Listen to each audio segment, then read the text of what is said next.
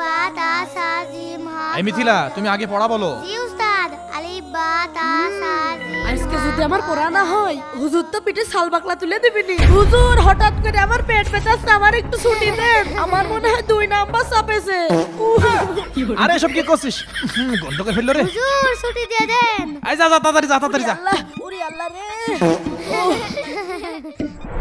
এই হাসিব বিল্লাহ, তুমি পড়া বলো। জি উস্তাদ। আলিফ খালি বান নিচে 1 নক্তা, তার উপর 2 নক্তা, সার উপর 3। আজকেও তো পড়া হচ্ছে না, কি করব এখন আমি? হুজুর, এই কি হলো রে? আমার মা আজকে খুব অসুস্থ। अच्छा আমার ছুটি নিয়ে বাড়ি চলে যেতে কইছে। ঠিক আছে, যা। আল্লাহ, আমার মার জন্য খুব মায়া করছে। কেরাম মায়া কাছে জানি। এর কি প্রতিদিন ছুটি লাগে নাকি? এই মিথিলা, জি উস্তাদ। এই ফাঁকিবাজ প্রত্যেকদিন একটা না একটা বাহানা করে আমার কাছ থেকে ছুটি নেয়। আজকে ওর পিছন যাবা, দেখবো ওর মাকে সত্যি অসুস্থ নাকি। ঠিক আছে উস্তাদ। মিশন ভাইয়া। কিরে মিথিলা? হুজুর আজকে আমাকেও আগে ছুটি দিয়ে দিল। ও, আমি তো মনে করলাম তুই আমার মতো সিটারি করে ছুটি নিয়ে আলি। কি?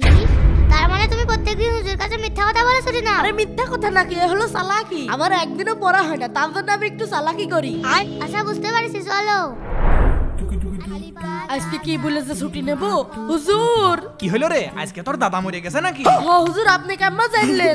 আমি সবকিছুই জানি, সবকিছুই বুঝি। চল আজকে তোর দাদা জানাজা করে আসি। না হুজুর থাক। কেন জানাজা করবো না? চল আল্লাহ,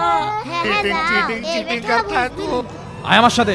হুজুর আপনি এখানে? চাচা, আপনি মরেননি? আস্তাগফিরুল্লাহ, আল্লাহ আমাকে এখনো বাসায় রাখেছে, আমি মরে যাব কেন? হুজুর থাক হুজুর। চুপ কর। আপনার নাতি ছেলে প্রত্যেকদিন এক মিথ্যা কথা বলে ছুটি নাই। আজকে তো বলেছে আপনি মারা গিয়েছেন। উনি হারামি। দাদু, তোমাকে আমি কোরআন পড়ার জন্য পাঠিয়েছি, তুমি কোরআন শিখে একজন আলেম হবে, তুমি মিথ্যার আশ্রয় নিচ্ছে কেন? মিথ্যা বলা মহাপাপ। হ্যাঁ ঠিক বলেছেন। হুজুর আপনি ওকে মাফ করে দেন। ঠিক আছে, আপনার জন্য এবার ছেড়ে দিলাম। আয় যা।